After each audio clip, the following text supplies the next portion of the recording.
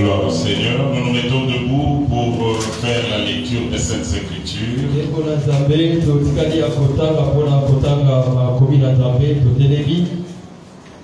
Nous sommes dans l'épître, plutôt l'évangile de Matthieu, chapitre 7.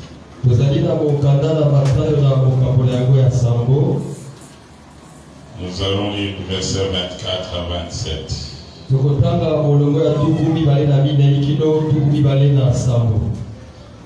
Matthieu chapitre 7, verset 24 à 27.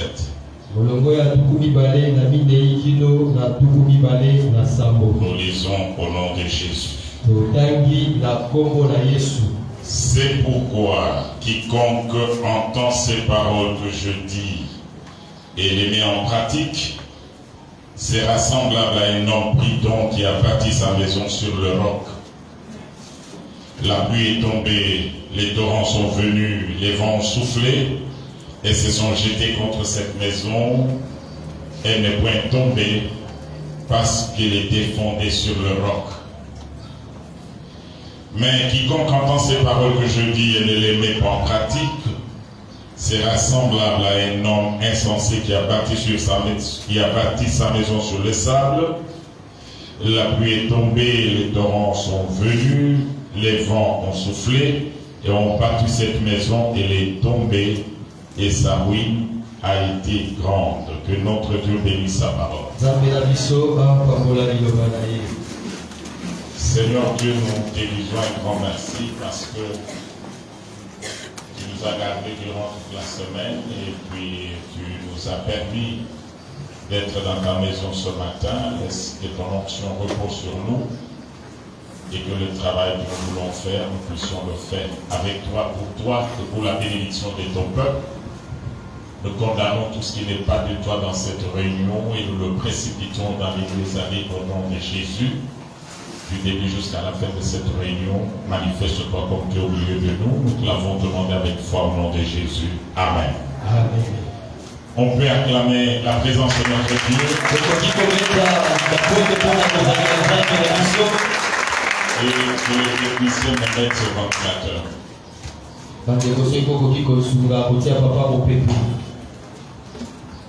Aujourd'hui, en principe, nous devions avoir un visiteur comme prédicateur.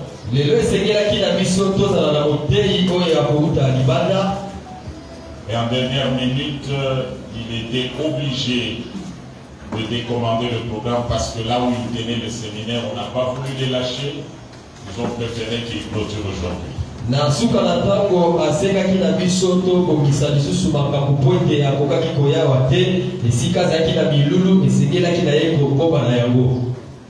Ainsi, bien aimé dans le Seigneur, j'ai pris du temps pour prier le Seigneur et chercher ce que je devais communiquer au peuple de Dieu durant toute la journée d'hier.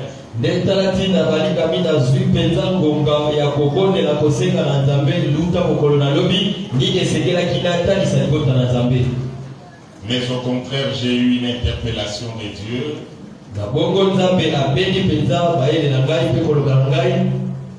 En me disant, il est très nécessaire que vous puissiez préparer l'église avant de voyager.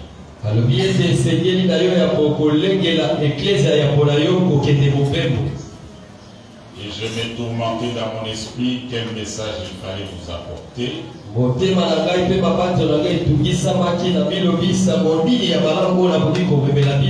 Et le Seigneur m'a enseigné par les faits et par des circonstances.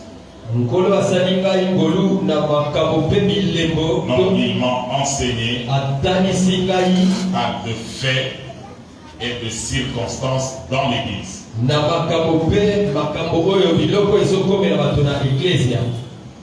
Et ces faits m'ont amené dans une réflexion qui m'a amené à prendre l'option de pouvoir vous parler sur la destruction des fondations maléfiques.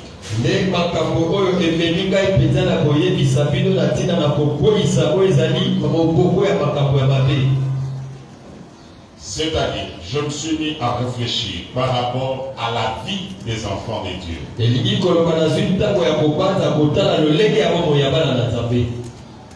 Et si je dois parler en termes de pourcentage, le pourcentage de ceux qui sont bénis est très faible.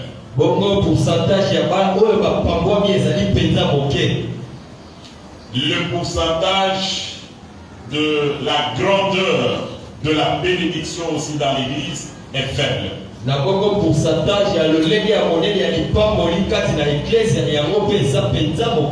Est-ce pour autant que Dieu n'écoute pas nos prières? Est-ce pour autant que nous tous nous vivons dans le péché? C'est pourquoi nous ne faisons pas de progrès remarquable.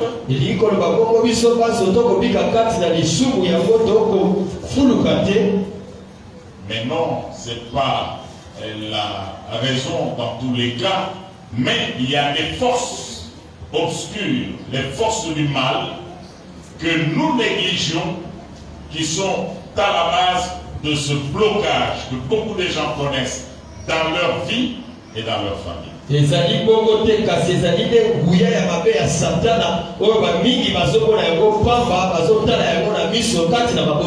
Mais quel est maintenant le problème à JCR?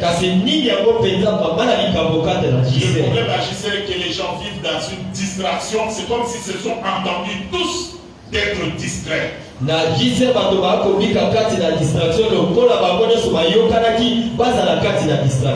Ils oublient ce que j'ai toujours dit. Si tu es dans une situation difficile,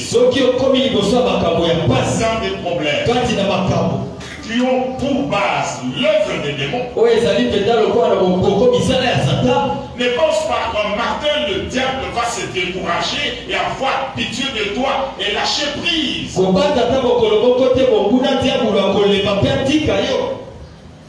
Mais au contraire, il va accentuer davantage ta situation en l'aggravant jusqu'à t'amener à considérer que c'est ça la vie à laquelle Dieu t'a appelé.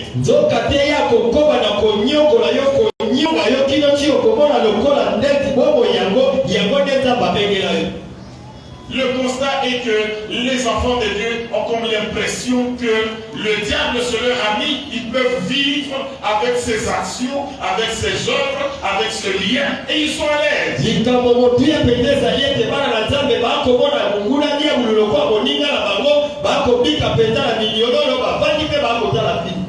Et ils se tracassent pour des futilités.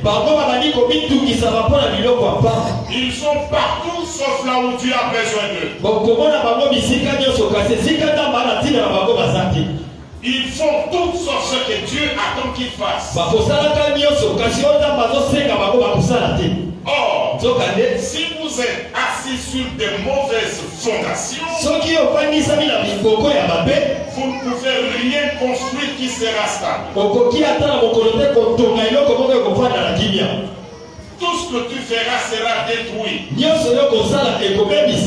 renversé. Il ne pourra pas aller loin. Raison pour laquelle le Saint-Esprit m'a interpellé avant de voyager de vous parler de ces choses.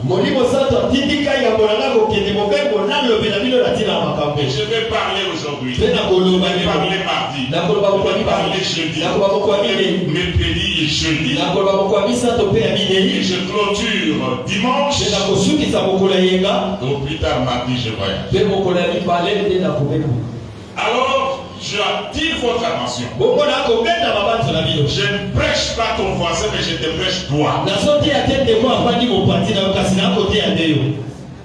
Que chacun là où il est considère que ça c'est un message que Dieu m'envoie par la bouche de mon Père.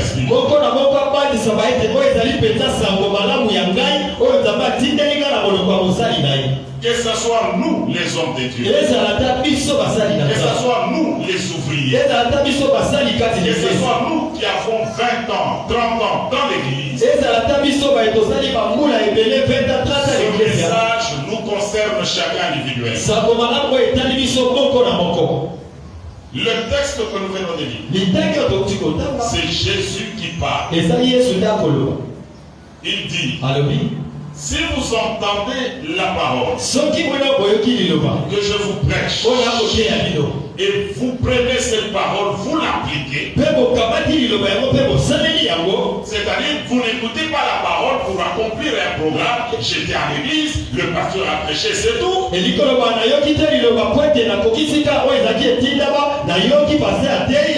Mais Dieu fonctionne avec sa parole. Dieu est dans sa parole. C'est pendant qu'on prêche la parole que Dieu est en train de résoudre les problèmes de son peuple. C'est pourquoi la Bible déclare, dans leur détresse, ils prièrent à l'Éternel. L'Éternel leur envoya sa parole. Et sa parole les guérit.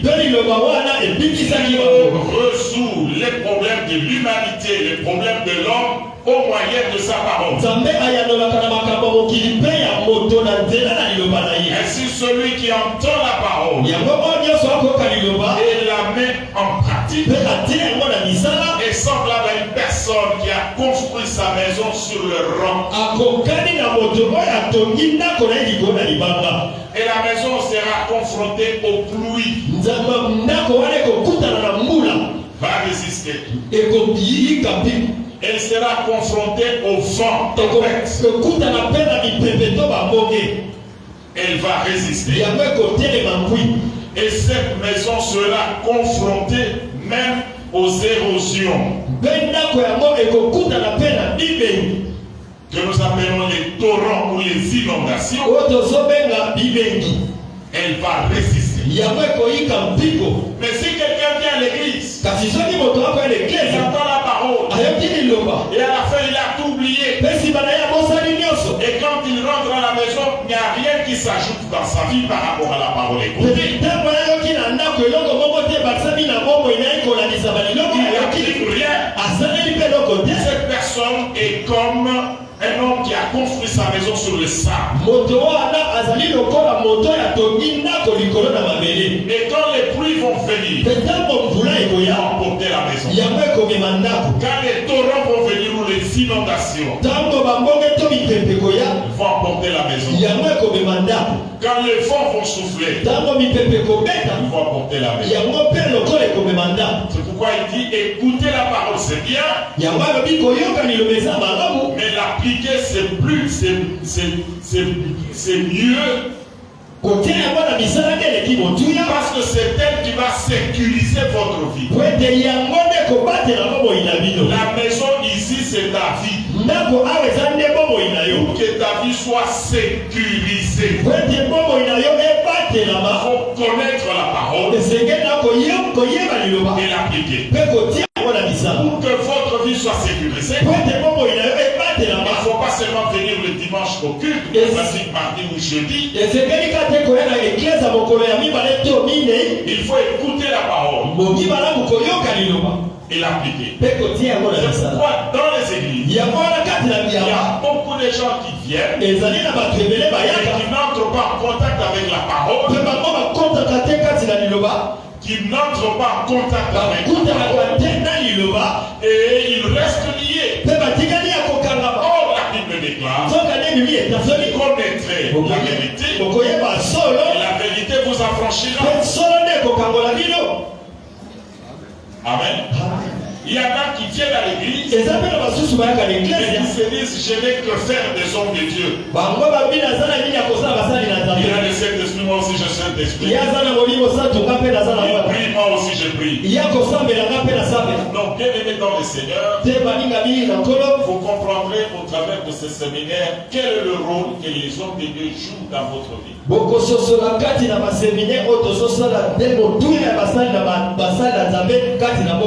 Pas seulement qu'ils vont prier pour vous, mais ils sont porteurs de la parole qui peut libérer votre vie. Est-ce que vous êtes là? Je voudrais que vous puissiez être content, à l'aise. Soyez pas traumatisés. Est-ce que vous pouvez acclamer très fort le Seigneur?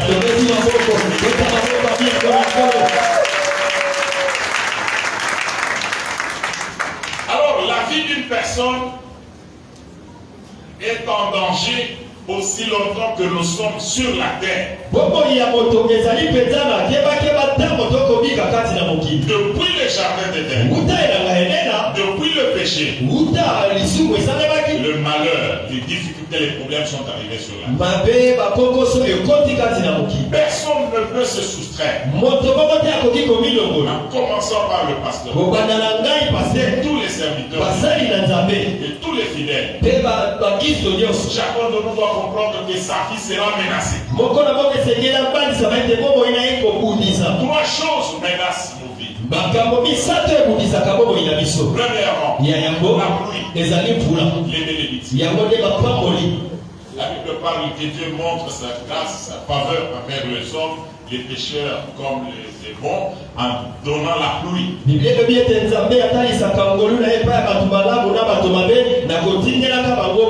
Et la pluie tombe dans leur champ, ça produit des choses à manger, et les païens et les chrétiens, tout le monde bénéficie de cette bénédiction.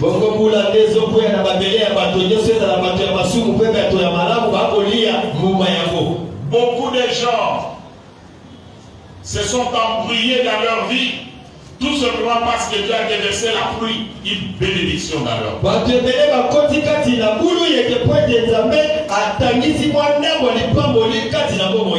C'est pourquoi il y a certaines personnes qui prient, qui jeûnent et Dieu ne leur donne rien parce qu'il sait que celui-ci, dès que tu lui donnes un petit rien, il abandonne tout.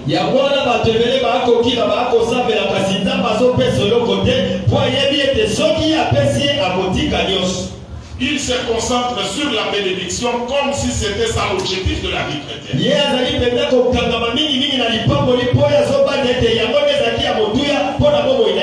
Et la même bénédiction l'amène dans le péché. Dès qu'il a la bénédiction, il oublie Dieu. Il y a beaucoup d'exemples dans la Bible. Ce matin, je peux parler seulement de David. Cet homme que Dieu avait choisi pour conduire Israël parce que c'était un combattant, c'était un guerrier. Mais quand il a combattu Goliath et qu'il a renversé l'autorité que les Philistins avaient sur Israël et qu'il a pris les dessus,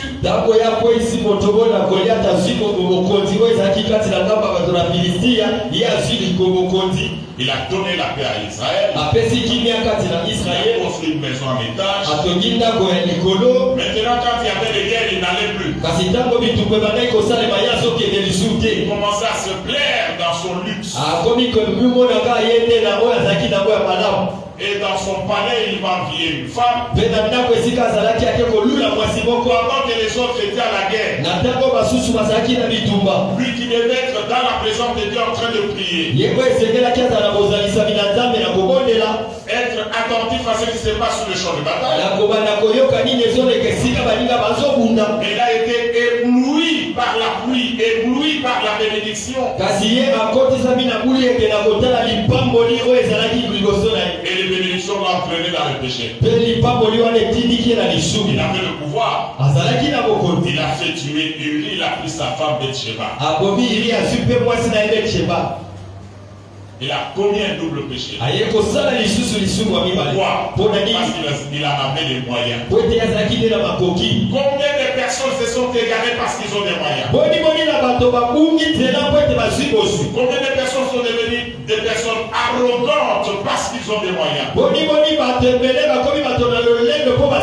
Ils ont oublié Dieu. Ils ont commencé à parler de n'importe comment devant Dieu. Écoutez, bien aimé dans le Seigneur, quels que soient les biens matériels que vous pouvez avoir sur la terre, Dieu reste Dieu. Parce que vous aurez toujours besoin de lui. Il a besoin des biens matériels que nous avons. Nous ne pourrons jamais résoudre tous les problèmes que nous avons. N'accepte pas dans ta vie que les bénédictions t'éloignent de ton Dieu. La bénédiction a des détruit la vie de plusieurs personnes. J'ai béni le Seigneur pour la majorité des enfants de JCR qui, malgré les bénédictions et l'élévation, ils restent les mêmes. Acclamez pour vous-même. On a sur d'autres cieux, ceux qui m'ont assuré, car moi, ils pas mourir, même des marches est chargées. Ce qu'elles ont tant, il faut qu'on se sentir qu'elles ont appelé des contacts. Les accords. Ce qu'elles ont battu, vous ont senti que elles ont poussé à pour le battre pour baser à niveau naïté. Niveau ni niveau zana. Yo quand ici question qui va pétrir mon qui a molili, faut que l'on voit là il y a nous qui va protéger yo. Mbongo zana pour protéger yo, grade zana notre ministère zana même pour protéger yo. Ce qui nous protège, c'est si notre vie est bâtie sur le roc.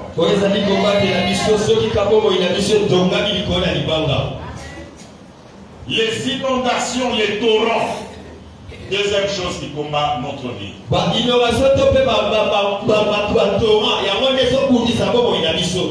veut dire quoi? C'est l'adversité. Les problèmes.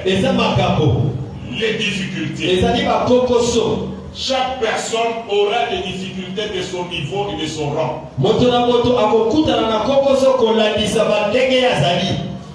Celui qui a un véhicule aura des problèmes pour acheter du carburant.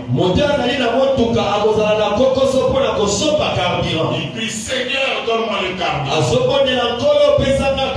Et celui qui est à côté devra de 2000 francs pour aller en ville et revenir. Chacun de nous aura des problèmes qui à niveau naïf. Amen. Amen. Alors, mais si on n'est pas bâti sur le roc, les problèmes de la vie vont vous détruire.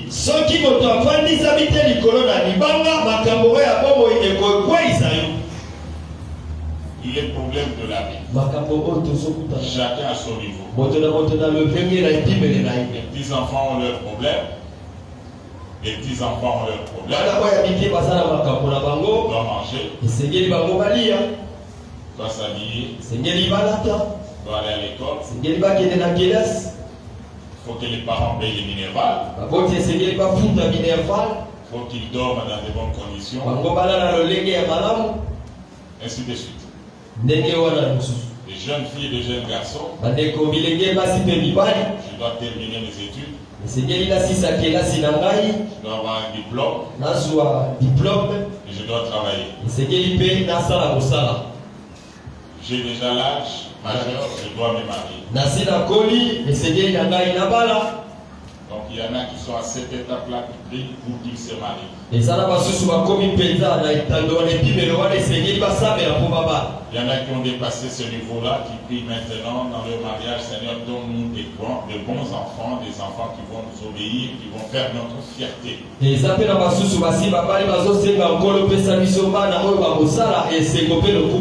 Chacun à son niveau a ses besoins.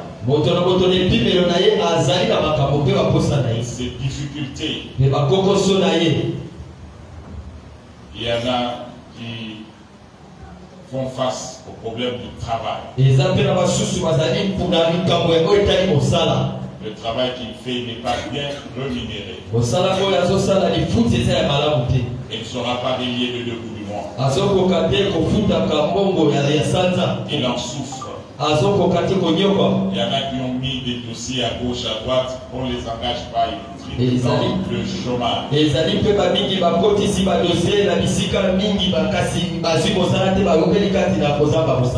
qui travaillent, qui gagnent un peu d'argent. Mais des difficultés, des problèmes surviennent toujours dans la famille, soit des maladies, soit des accidents, soit je ne sais quoi.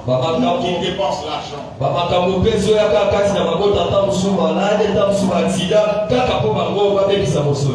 Toutes ces difficultés-là s'abattent contre ta vie. Elles veulent te détruire. Mais si ta vie n'est pas bâtie sur le roc, sur la parole, sur Jésus, mais tu vas tomber, les difficultés vont t'entraîner dans le sens de l'ennemi.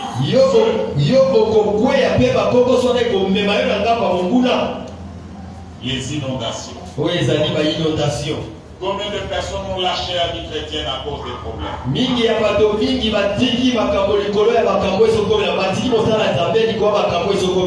Frère, pourquoi on ne te voit plus à l'église? Papa, vraiment en difficulté, je ne sais pas comment m'en sortir.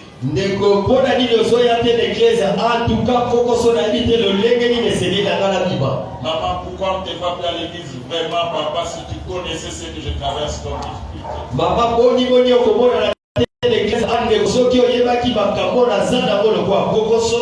Écoutez, Gisèle. Tu peux t'absenter à l'église. Si vraiment tu es malade et tu ne peux pas te tenir. Tu peux t'absenter de l'église. Si les obligations professionnelles, là où tu es engagé, on t'oblige d'être là. Mais si c'est ton travail à toi, tu n'as pas raison de ne pas venir. Retenez que tout ce que vous avancez comme raison de ne pas venir à l'église, c'est vous qui perdez, le diable gagne. Tu vas manquer la parole du jour. Et tu n'auras pas l'occasion de prier pendant que Dieu est dans son église, dans son assemblée. Et je vous ai toujours dit que la prière à l'église est plus bénéfique que la prière à la maison.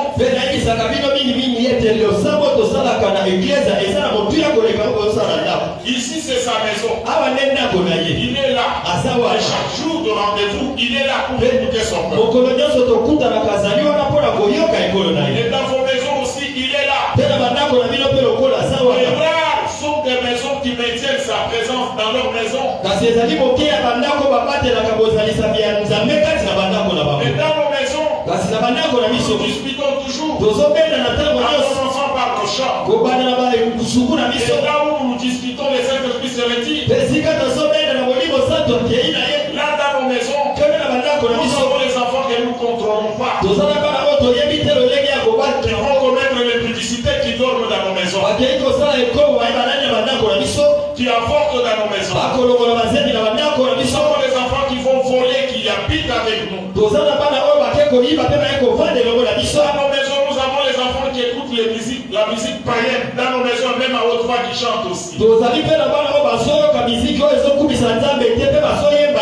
Alors, nos maisons sont souvent des milieux où la présence de Dieu est chassée, où le Saint-Esprit est attristé.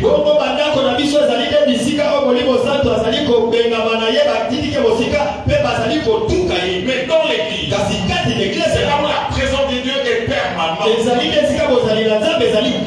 Quand nous venons à l'église, nous recevons la parole, nous recevons l'onction, nous recevons la lumière de Dieu. Et quand nous rentrons dans nos maisons, nous appliquons la parole et nous chassons les ténèbres de nos maisons. Est-ce que vous êtes là? Ainsi, bien aimé dans le Seigneur, les problèmes et les difficultés sont attachés à la nature humaine. Dieu a dit, à cause du péché, la terre va nous produire de ronces et des épines. Nous aurons des difficultés. Mais ces difficultés que nous connaissons dans la vie, le Seigneur Jésus ne nous a pas laissé dans l'ignorance. Il nous a montré ce qu'il faut faire pour sortir de ces situations-là. Et si vous écoutez cette parole-là, et vous mettez en pratique, Dieu ne peut pas agir en dehors de sa parole. L'ennemi viendra et vous détruira au travers des difficultés. Écoutez, bienvenue dans le Seigneur. Nous aurons besoin de Dieu à chaque minute et à chaque pas de notre vie. Personne ne pourra dire que maintenant j'ai atteint un moment de repos. Le seul temps de repos que nous devons avoir sur la terre, c'est être rassuré que je suis avec mon Dieu. Quand je suis là, je suis avec mon Dieu. Là, tu es en repos. Mais vivre sans Dieu, c'est exposer sa vie au danger. Les inondations. Les inondations. Ils viennent pour renverser la maison. C'est le deuxième défi contre notre vie. Troisième défi contre notre vie, ce sont les vents. Le vent, c'est le changement des saisons. Tu ne pourras jamais vivre sur la terre toujours dans une bonne saison. Dans la vie d'une personne, il y aura toujours des bonnes saisons et des mauvaises saisons.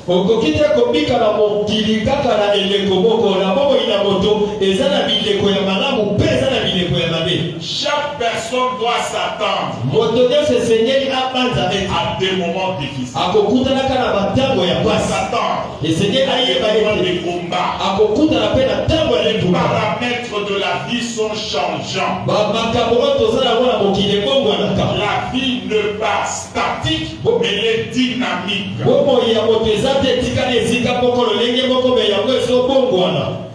Il y aura des moments, il y aura des flambées de prix. Il faut faire face, il faut faire avec. Il y aura des moments où il y aura la maladie de Covid. Il faut faire avec. Il y aura des moments où pour trouver une petite maison de location à $100, c'est difficile.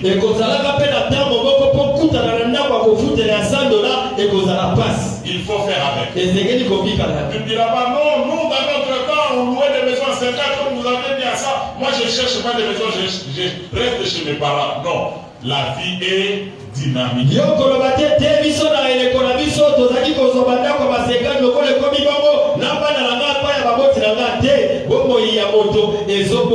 Quand les paramètres de la vie changent, ce n'est pas toujours dans votre faveur. Il y aura des paramètres, cette méthode est je suis en train de voir 3-4 personnes en train de tourner profondément. Ah, c'est bizarre. C'est bizarre. Je sais qui vous a envoûté. J'étais en train de dire, les paramètres de la vie quand ils changent, ce n'est pas toujours dans votre intérêt. Mais il faut faire avec.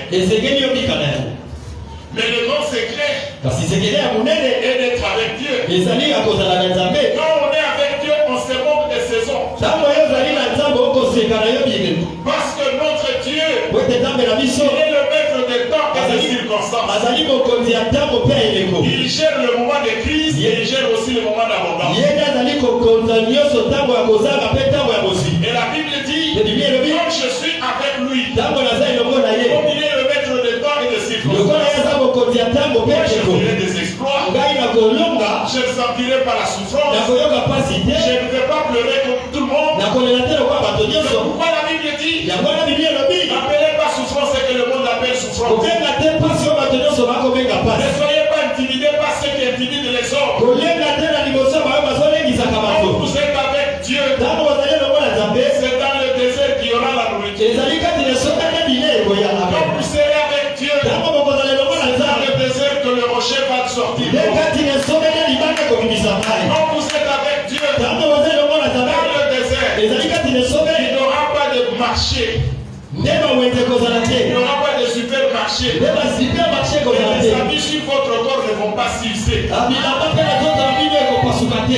on est avec Dieu, on ne connaît pas les paramètres changeants. Et ça change.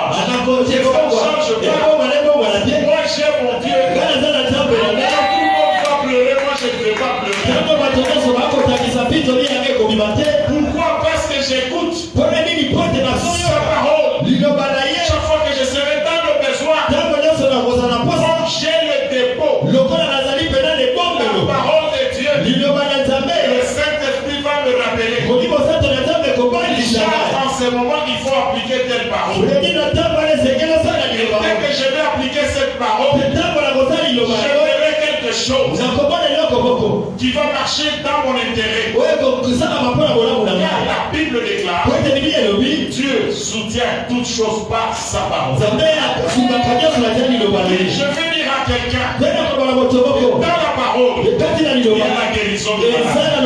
Dans la parole, il y a le travail. Dans la parole, il y a le mariage.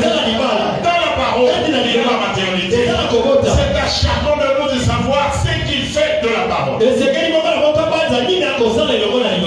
que vous êtes là?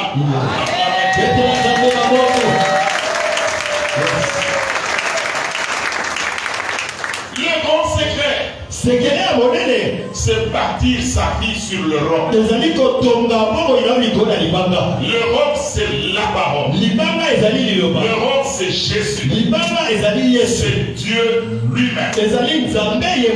Mais il s'avère que beaucoup de gens ont construit leur vie sur le sable.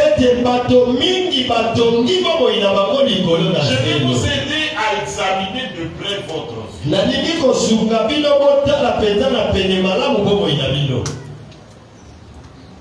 Nous devons nous examiner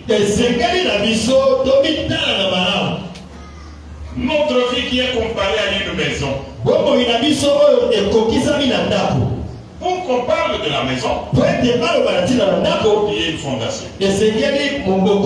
Pour qu'on parle de la maison, il y a une élévation de but. Pour qu'on parle de la maison, il faut une toiture. Pour que les gens y habitent, il faut des fenêtres et des portes. Pour que les gens y habitent, il faut les pavements. Ce qui revient à dire que quand votre vie est parfaite, toi-même tu le sais. Si ta vie n'est pas parfaite, même l'entourage tu le sais.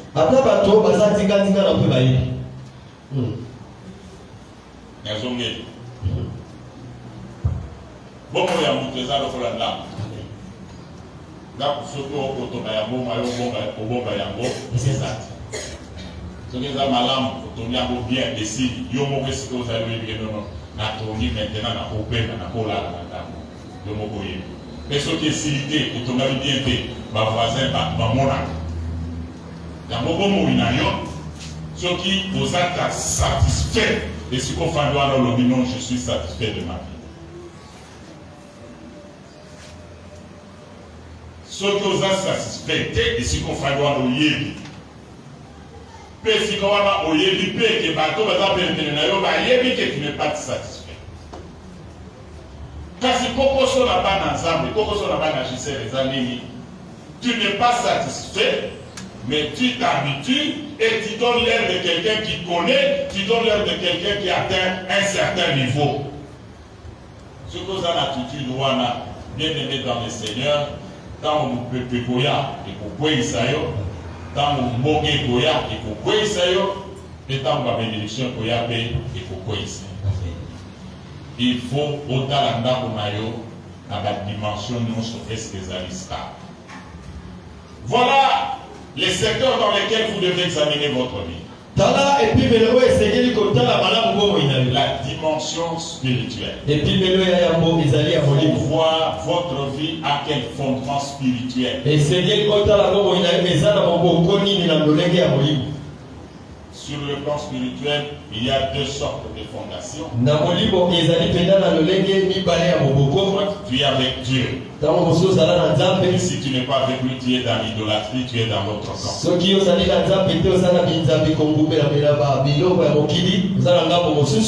Il y a beaucoup de gens qui sont à l'église, mais qui ne sont pas avec Dieu. Il est là, mais il est dans l'occultisme. Il est là, il a des fétiches. Il est là, il est dans les coutumes et traditions. Et il est là, il est dans la sorcellerie. Et puis il est à l'aise. Il vient à l'église. Il chante, il danse. Il prêche même. Il devient modéré. Écoutez, on ne se moque pas des Dieu. C'est qu'un homme aura se mettre valorisé. Je vous ai toujours dit, si vous venez à JCR, répandez-vous, convertissez-vous. Et là, vous serez bénis. Mais si vous venez pour ne pas vous convertir, vous gardez votre autre nature qui n'est pas des enfants de Dieu, vous allez détruire votre vie.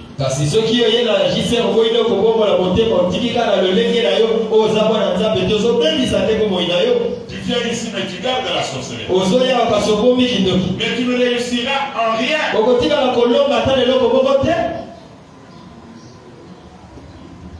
Et si tu es un jeune frère, tu as encore l'avenir devant toi. Si tu ne te convertis pas maintenant, tu seras quel genre de papa? Quelle honte auront tes enfants?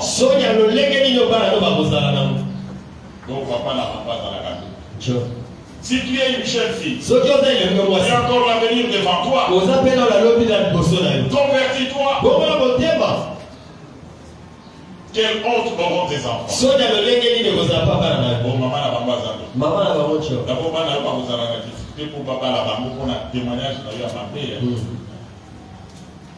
qui ont déjà maman, vous avez un banabas, vous avez un banabibal. Pas au bambou, indexé bambou, maman n'a pas besoin. Vous avez papa, papa n'a pas besoin. Déjà, quand vous indexez bambou, vous avez qui et pour vous, même surtout parce que vous avez un bambou. Olanda bango mfuté bango lié bango yomo. Bana na yo ba briller na vie. Bana na yo ba prendre na vie. Kindo kiza camarade na yo te.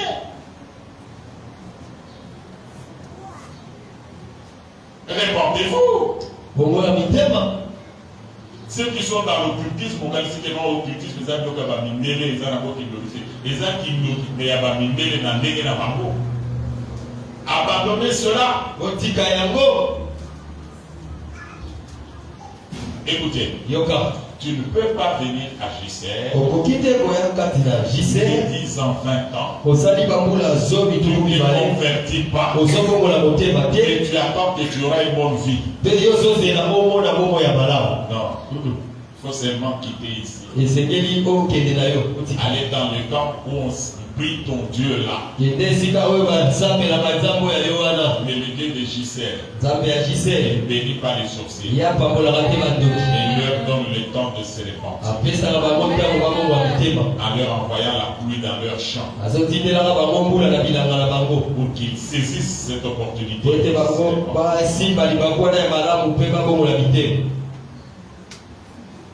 Le premier domaine, c'est la dimension spirituelle. Tu es où? Tu es dans la foi chrétienne? Ou bien tu es ailleurs? Si tu es ailleurs, tu es dans l'idolâtrie. Ça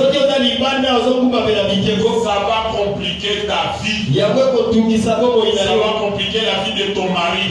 Ça va compliquer la vie de ta femme. Ça va compliquer la vie de tes enfants.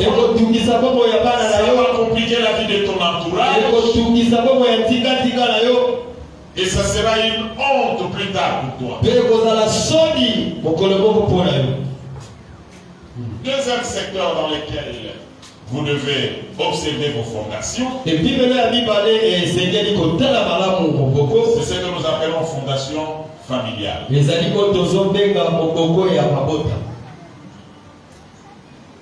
De qui es-tu fils? Et si les parents n'ont pas été dans les choses de Dieu, réveillez-moi les jeunes gens qui dorment là. Alors, je disais que chacun de nous est né d'une personne. Je voulais dire d'une famille. Papa et maman. maman. Et nous avons le sang de nos parents. La Bible dit que nous avions hérité la mauvaise manière de vivre de nos parents par le sang.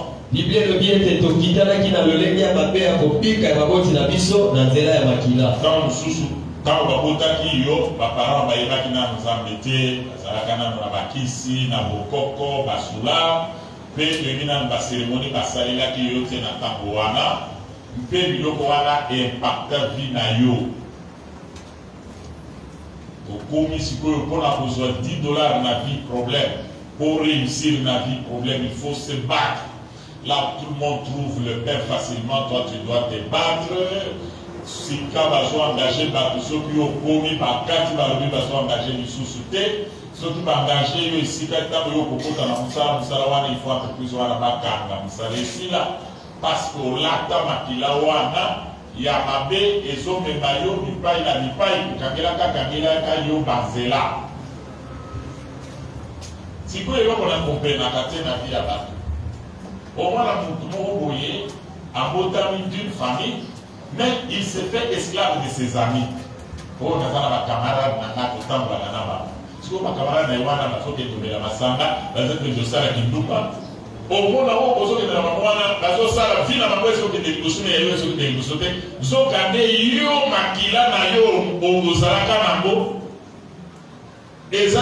des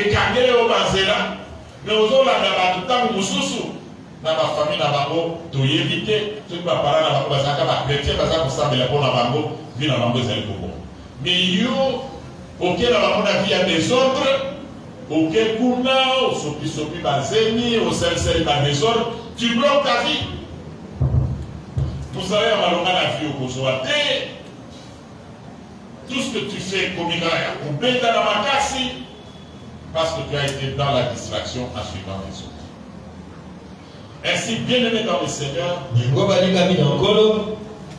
et si vous on est dans le fond de la mingi, mais les lots, nazo fongola ya côté, nazo zéléo mardi, mercredi, jeudi, mais naza pour annoncer n'est pas ça.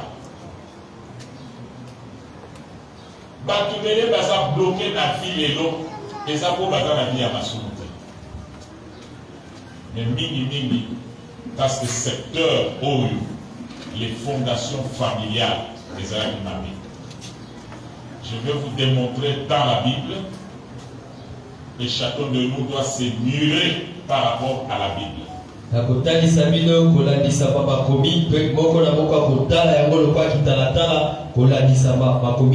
Troisième domaine, c'est le domaine marital. Par contre, la libala de n'importe quelle manière, par contre, la libala avec n'importe qui. Il faut voir tous les paramètres. Et suppose qu'il y a des années. Est-ce que Kuna va jouer la libala la valeur? Ou bien aux autres, il y a des bobos soit après quelques temps pour Kawana. Alors, la Bible va révéler au balan des autres, au va respecter la conjugalité. Bakota na makambo ebele ya polygamie désordre ba inceste de kota na kati ba bebisa de génération bakota isabino na Biblia solo ya Tamar ikenda kusuka ndenge elataki bana bako babotaka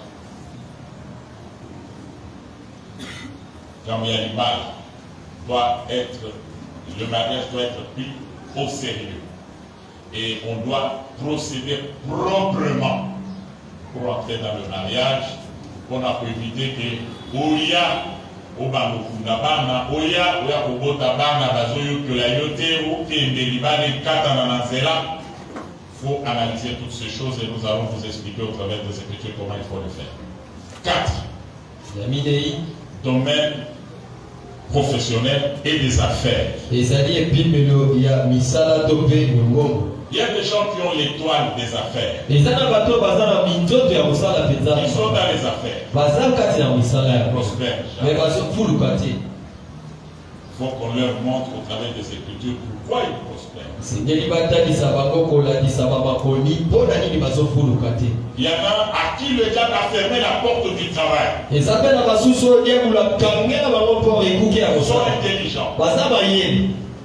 Ils ont des diplômes. Ils n'arrivent pas à travailler avec eux. Il y en a qui ont réussi à avoir le travail avec leur diplôme. Mais le travail là, pour être payé combien? Le transport seulement engloutit tout le net à payer.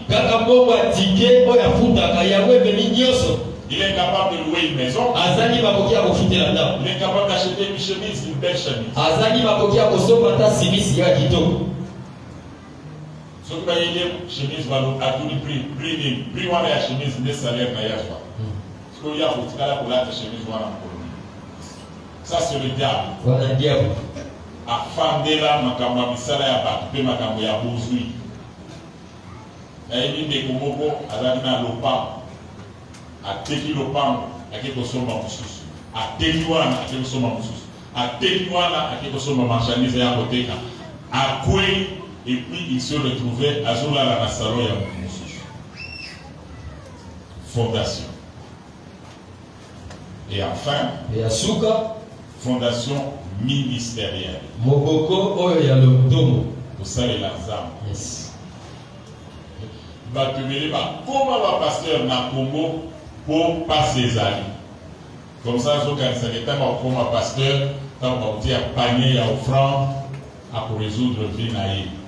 Mon frère, ce que ça n'a pas yo, avec monsieur que j'ai la peine là que nous faisons l'église dans Dak. Est-ce que tu as bien entendu Dieu? Tu as dit, frère, pendant la tête, pour yoga qui est bien, tu es dans le aider pour tes hommes. Au fond, l'église, c'est ça facile. Sauf que tu es un bon prédicateur, un chisser par exemple. Pour rassembler quand ma prédication soit quelque part, au bombardier à l'autre, en tout cas, il prêche bien. Mais le ministère les a raté. Fanny, c'est ce que Bakola, total. Alors, pourquoi ce ministère des autres par le fait que comment les gens sont-ils devenus serviteurs de Dieu? Parce que dans le chant, nous avons plusieurs catégories. La première catégorie, nous avons les serviteurs de Dieu qui se sont faits eux-mêmes. Ils se voient dire, j'ai quand même étudié, je suis quand même intelligent, on sait que le pasteur fait là, je peux le faire aussi, on a pris la dissertation à l'école. Amitaka le bina zambe mayele na tanga oyo pasteur azosala ngapela kosala yango toyekola pe dissertation à l'école. Lui ne parle pas bien, moi à sa place je vais parler. Yekuto azoba bala mute ngale sikana ina kolbande kitoko makasi. Ils se font eux-mêmes. Yami komisi yemoko. Mais quand le vent viendront, kasi tango bipepe kobea, quand les circonstances vont changer, tango bileko ekobongwa. Je suis allé dans un pays, on me raconte un pasteur, un serviteur de Dieu venu de Kinshasa. Quand il a vu comment les autres pasteurs prêchaient, il a dit non. Si moi j'implante ici, j'aurai une église de 1000 membres. Il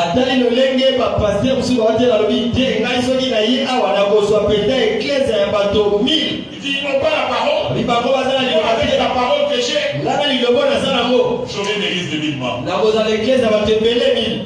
Oui, effectivement, c'est un bon prédicateur. Il a ouvert l'église. Il a commencé à prêcher. Dans un premier temps, alléluia. Maintenant, il faut continuer à payer les loyers de l'église. Il faut payer son propre loyer. Alors quand on arrive seulement à la fin du mois, il faut payer les loyers de l'église, les fidèles ne viennent pas. Dans un premier temps, il a exercé la foi, il prend son argent, il dit à sa femme, et comme il se trouve comme un niveau, il y a combien de capable de foutre. Dans le loyer, il y a l'église. Na loyer là-bas. Et pour l'église. Alors, d'abord, pour nous autres, on a pour comprendre que à Bible, à l'église. Mais frère, tu as dit que tu peux faire. Est-ce que tu as entendu Dieu pour faire? Les gens qui se font eux-mêmes. Ministres, serviteurs de Dieu. Deuxième catégorie, ce sont les gens que les hommes poussent. Mais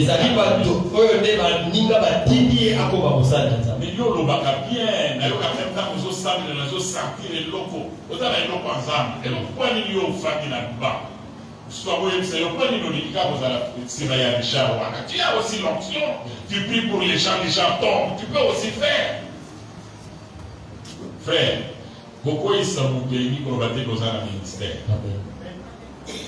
Beaucoup de gens ont été formés dans les instituts bibliques, mais à peine authentique et santé, des bateaux ça la dégâts. Vous voyez ça la Kidumba au grand jour, na pandémie, na ma sœur église, à ce séchené a été. Pourquoi? Poussé par les hommes qui l'ont convaincu que tu as des grâces, tu as des capacités.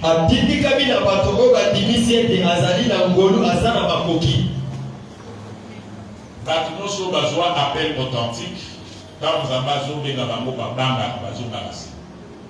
C'est après beaucoup d'insistance que ces gens-là acceptent. Mais ce que vous dites, je suis combattu, on ne peut pas me laisser la chair, il n'a pas la peine. Yes. Celui qui a la peine appelle Yamokobo et Koloba. Moi, le Kobo à mon Dieu va vous faire, c'est à ça. Pour convaincre tout le monde qu'il y a ça dans le ça. Est-ce qu'on a besoin de combattre? Formé par les hommes, poussé par les hommes. J'ai vu à Boujimaï les gens et les trafiquants, les hommes d'affaires ont enquêté dans leurs églises. À Dieu, ça y est, moi je garde à disposition un paquet de soutenir au salon où il y a une église. Après, c'est pas bon à ça où il y a une église. Pour que ça, la concurrence dans l'église voisine, la sommet là, le pasteur voiture, il y a l'X, bravo.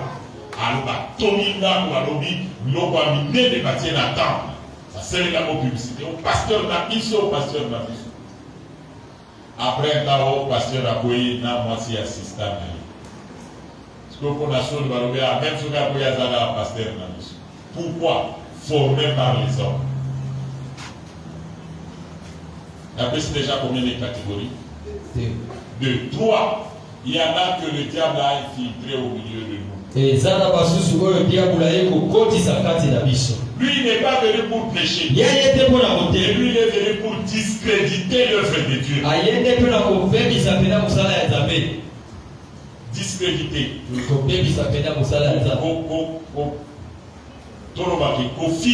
Yes. Et comment ça a sonné? Il faut se présenter quelque part que les pasteurs, parce que ma pasteur va s'emboire. Madame va s'embouissa, ma pasteur aussi a infiltré dans la carte de mission. Vous pouvez la maman. Et enfin, 4. Ce sont ceux qui ont reçu l'appel authentique.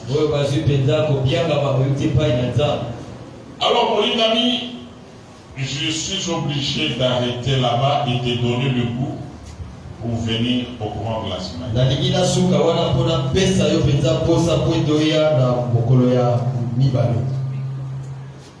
Nalobeli, fondation spirituelle, Nalobeli, fondation familiale, Nalobeli, fondation maritale, Nalobeli, fondation de professionnels et d'affaires, et Nalobeli, fondation ministérielle. Dans la fondation pendant la semaine, na kufanda mingi na spirituel na familial. Na spirituel na kuétudier na bino kaya Samarie ndenge nini bandeko wana na Samarie bakotisaki bango na idolâtrie na bakonzi na bango. Bakambi ya mboka bakotisi bango na idolâtrie. Et à partir de l'idolâtrie, on a mobile mboka. Donc, ça n'a pas famille, nous à partir de l'idolâtrie ou de salama. À partir de la kiss, il y a bonganga. La pratique, il y a coutume et salama. Et comment si go malédiction zola na bana. Et je vais expliquer cela dans les Écritures. Naobet la paix du solo à Jéricho. Jéricho a prononcé qu'il m'a appelé le Coronako et pas Josué. Alors, mon doigt, comme il a pour le Jéricho, il a beaucoup. Moi, je n'ai pas beaucoup fait un grosso, je n'ai pas fait. Puis, mon doigt, on a hier de Bethel, aïe.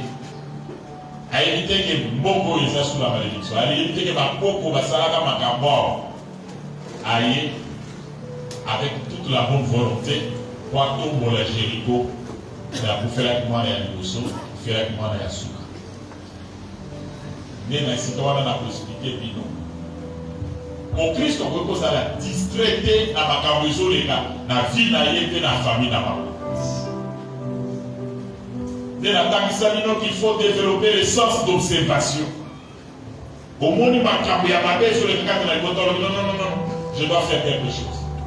Mais au monde où on croise car ma bonne chose qu'elle s'est aussi la bonne et côté car aussi la tête et pour la cabine qui va beaucoup la boca. Peu pour comprendre qu'il faut tout le cas ça. Na beaucoup Sabino la fondation familiale. Et pas y avoir une arrobette de la solo, il y a Ghana, Bénini, à toi comme malédiction pour ta Kokonaye. Alors il y a Ghana, à Zana Mwana Mouké, Papa Naye, à Kekomona Boumbu, il y a Papa Naye, Koko il y a Béni, à Pamola, à laquelle la Mwana Naye Mabé, à laquelle Mwana, il y a Mwana Naye. Na obeta li solo ya Kayen. Devenir Mabé à Salaka, apporter une malédiction na Simi Naïlo. Et puis pas y a Zokoma, malédiction est Zolanda, Kayeti, na Mabé ya Nyati, malédiction est Kotiwa. Na obeta li solo ya Juda. Ouais, à Zoaka, moi, si à Papa Naï. Nakamuli mekomelaka ye na badescendant na ye mpe na kosukisa na lisolo ya David makambo ya mabe asala wana bambuma nini abukaka yango na kofongolela bino miso ya kolakisa bino comment chacun de nous doit se réveiller par rapport à ce qu'il vit qui n'est pas correct, qui démontre que sa maison n'est pas bien bâti. Fille na yeza malonga yeza malamuté. Famille na yeza malonga yeza malamuté. Gatikali dans la distraction. Non. Pendant ces 3 jours, nous allons nous réveiller et nous devons poser les actes. Dans les 3 jours, les gens qui vont se réveiller et poser les actes conformément à la parole de Dieu, il y a assistance à ça. Même si le bilan a maintenu pour la série par hasard. De la zone parce que la série a beaucoup de bas à Gisèle. Je suppose que les mois à Gisèle, là où c'est là où mardi, là où c'est là où même pays, là où c'est là où jeudi. Yoka. Au mondial de Bethel Wana. Alors qu'on a montré par le par on a membre Salva Kalawana et Talingate.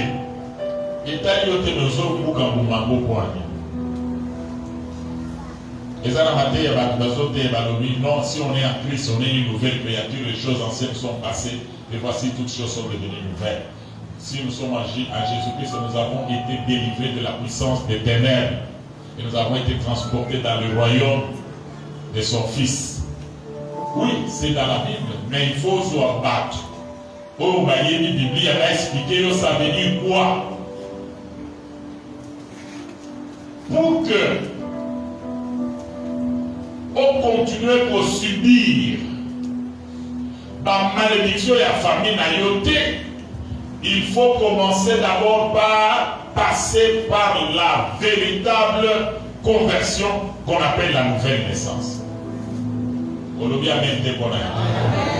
Alors, ce que pour moi m'a bien été, la malédiction et la propre pour la naïo, il faut qu'on bien. Il y a mis parler.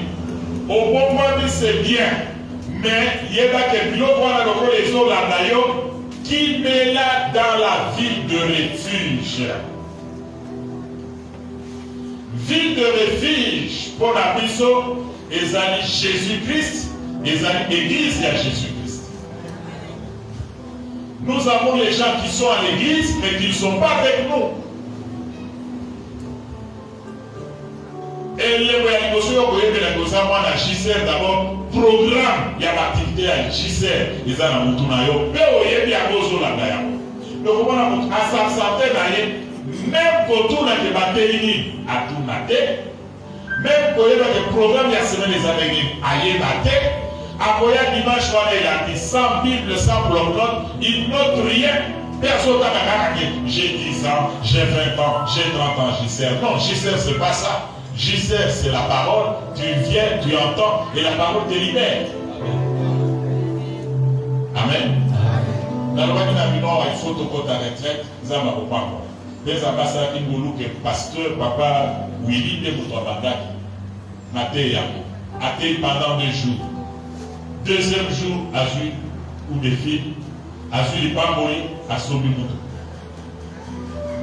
Aïe, c'est un papa Makamboloba qui vraiment zama pas molayo, t'as les pas mourir à quoi, aïe. Moi, dans mon cas, la lobby, papa, nous avons la démarche visant à la limite, la zone de dépôt à Kotan, la Libanda, en Côte, les Moka, la Moka, qui parle à Mingé. Papa, mon père, a dit que son Moutou. Quand on a retraité. Voilà! C'est ça, j'y sais. Toza Batiakobana, qui m'a derrière les bénédictions, ceux qui t'osali à notre place, dans les lieux de refuge en Jésus-Christ, dans son église, les bénédictions doivent nous localiser. Il y a un mot, si on a la médiocrité, ceux qui ont beau y à côté, et vous canez. Si vous avez beau y à côté, ce n'est pas en continuant avec cette vie spirituelle, il y a beau les mots. Ozoya soki olingi, ozota obote la mingo olingi, soki olingi pété, ouye pété, nanda ozosa eloko moko te vie de prière, ya ndenge wana et tu t'attends des miracles. Non! Bana Israël bazalaka boye. Soki ba vivre l'homme, oyo ezali contraire à promesse ya Nzambe, abolia te baomela te, baokende devant le tabernacle, devant l'arche de l'Éternel, baolela. Nous avons dit nous avons dit que nous avons mais biso tola lazare tous les capables de vous foutre là tous les capables de dire dans la classe tout famille la biso.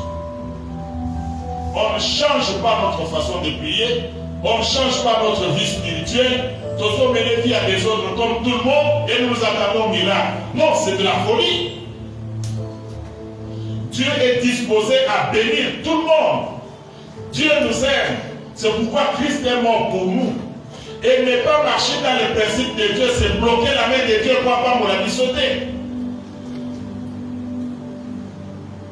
Aujourd'hui, dans ma famille, aujourd'hui, tout est bloqué. Mon côté, à son diplôme d'État. Où va soit un diplôme, et c'est l'université, parce que ça l'a dit. Moutouté a bani boy par la grande porte des agams à bala ya boye, soit accueilli à Zomi. Vous savez, vous avez croisé ma boue, vous avez fait tour na yoya, ok, le paix aux hommes. Vous avez fait tour na yoya, vous avez diplôme et vous faites un non, vous devez vous réveiller. Et c'est bien dit, ah, par témoignage, va d'abord se précipiter. Maman va se témoigner, papa va se témoigner. Moi, dans la catégorie, ça a rebelle, dans la psychologie, la commune, la macamoisam, et la beaucoup sans âme. Ça, c'est un grand témoignage. Avoir un enfant, moi, mourir au boti, à Soya, à Gisèle, à Sosa et Lazam, c'est une bénédiction. Merci pour le bien, amen.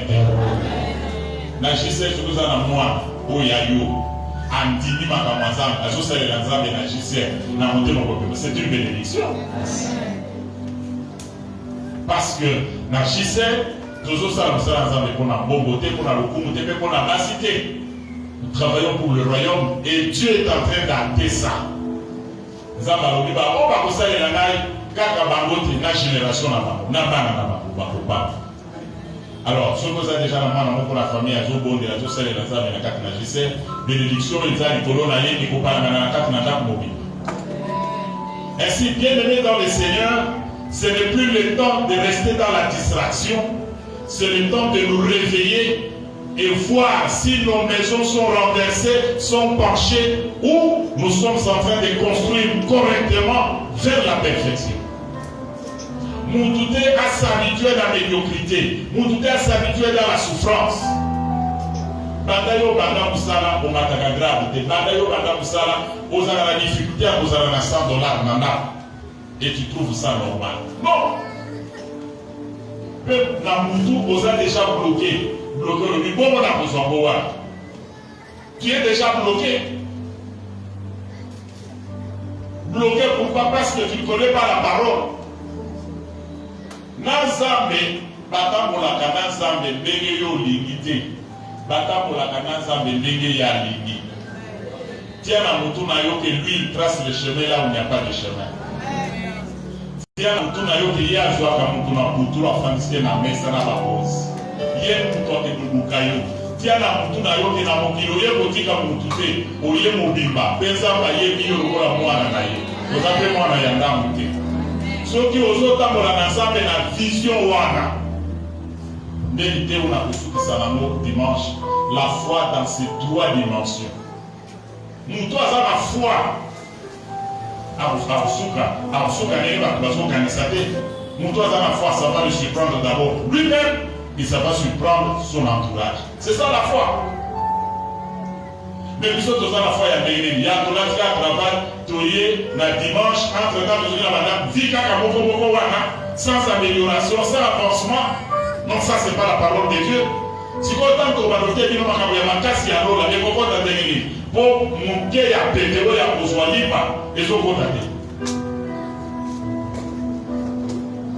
J'espère que vous êtes là. Aujourd'hui, vous ne m'avez pas beaucoup encouragé. Vous ne m'avez pas d'amen. Et c'est mon énormité. Est-ce que vous pouvez acclamer les Seigneurs? Je vais te dire que le papa qui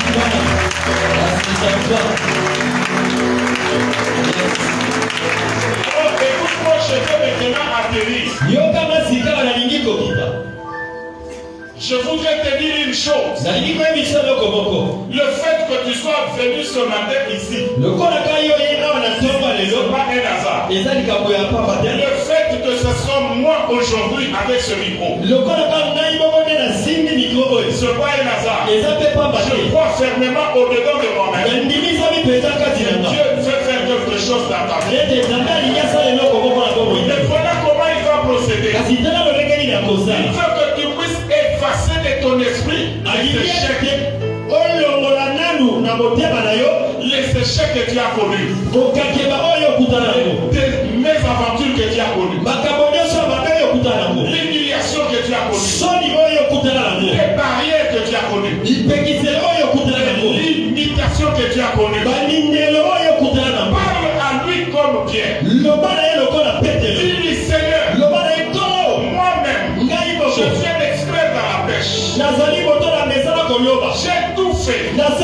J'ai utilisé mes techniques. Je n'ai rien eu. Mais comme c'est toi qui me parles, sur ta parole, comme c'est ta parole, je crois que cette parole est sortie pour moi. Je vais marcher sur les eaux. Là où c'était difficile,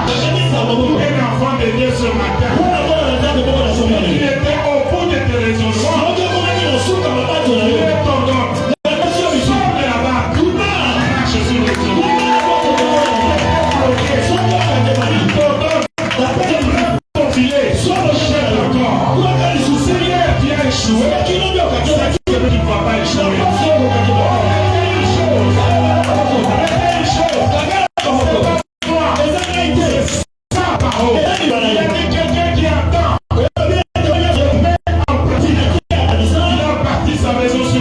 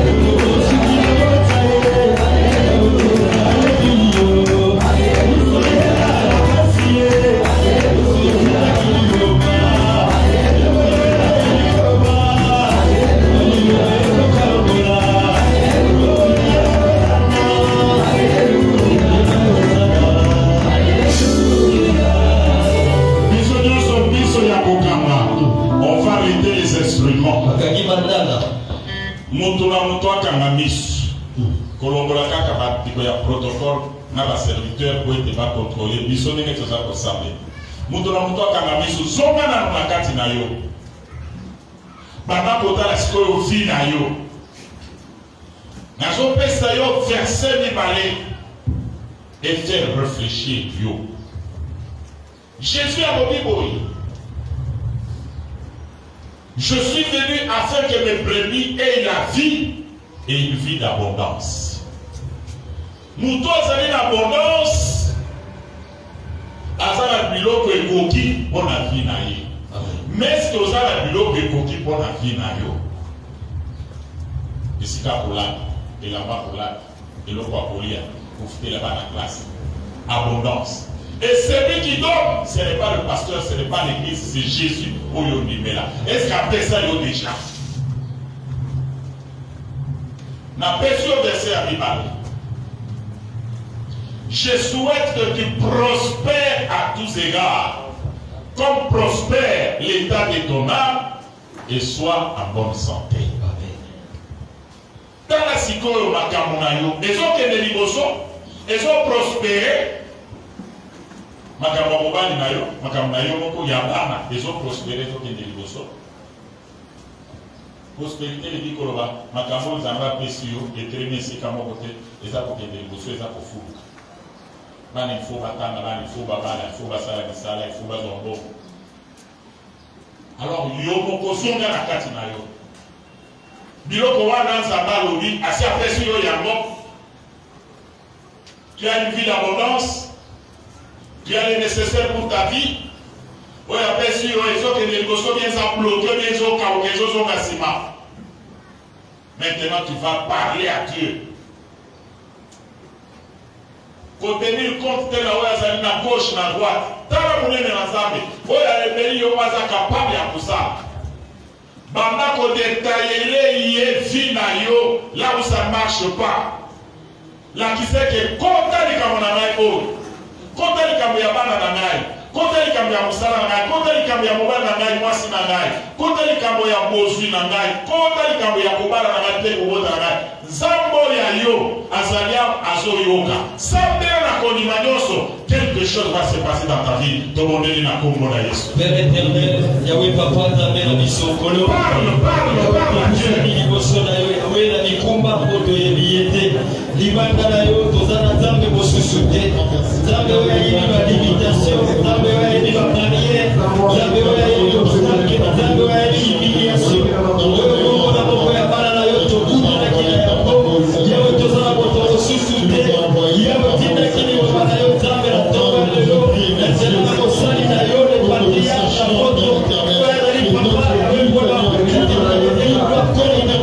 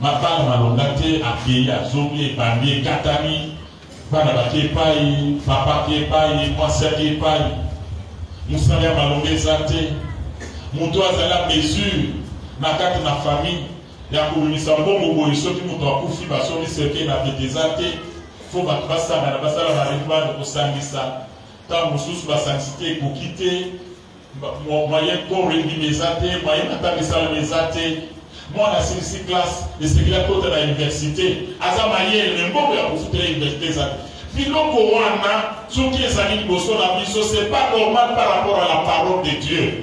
Yango wana inventorie biloko ya bongo na famille na yo banda kotelemela yango banda kokangami mwana bwaka yango mosika ezala ya maladi ezala ya chômage ezala ya célibat ya stérilité na kati na ndako na bino ya badivorce kanga biloko wana bwaka yango libanda ya famille na yo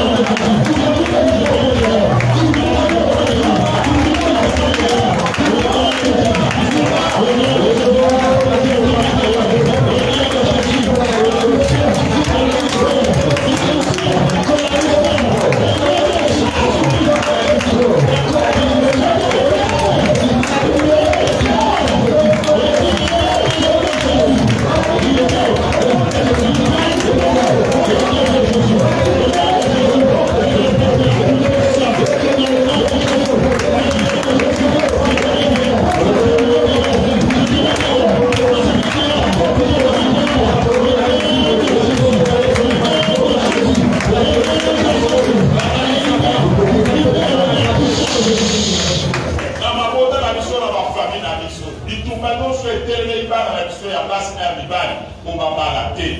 Milimo nyonso ya célibat, milimo nyonso ya divorce, milimo nyonso ya stérilité, milimo nyonso bamari mpe bafemme de lui oyo etelemeli libala bimisa yango libanda ya famille na yo mpe ya bomoi na yo na kombo na Yesu Kristo tobongo.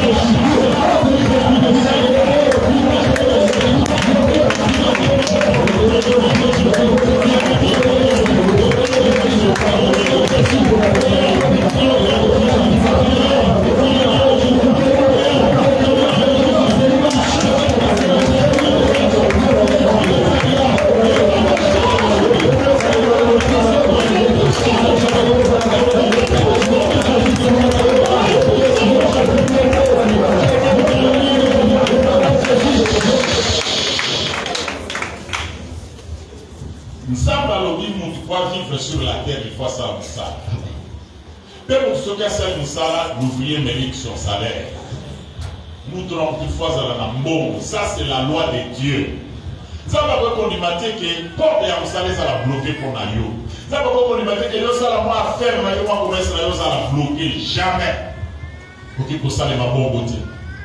Mbongo, il faut localiser Bissot. Misala ya malonga, il faut localiser Bissot. Zam, il faut connecter Bissot. C'est possible. Nous avons connecté yo. Et si vous avez un yo baluka yo. Nzambe na bomo yo amona bokamuke ezala ndako na yo alongola yango alongola chômage senga nzambe mbongo eluka yo musala eluka yo élévation prospérité élocalisé yo na ndako na yo na vie na yo na kombo na Yesu Kristo tobonge.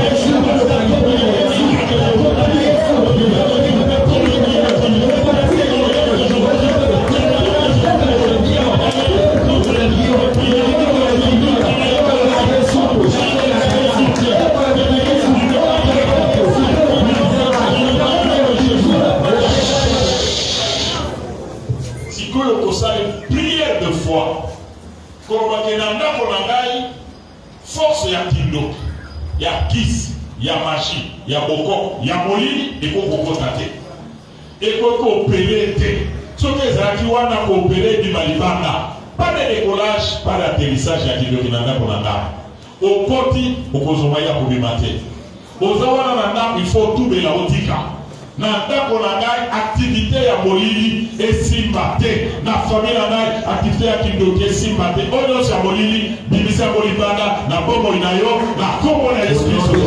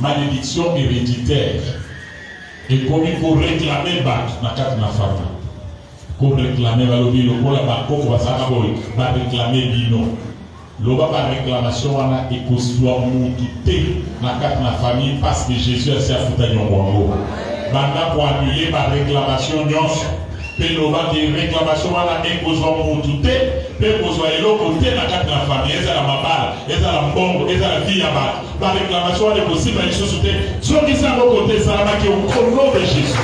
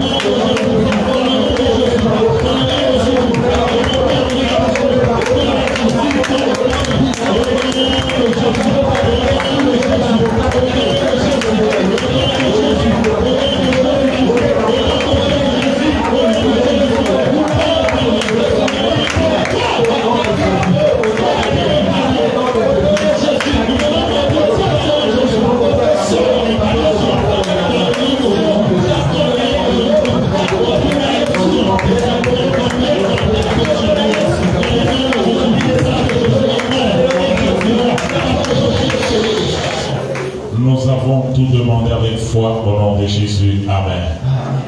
Nous nous asseoir et nous acclamons très fort le Seigneur.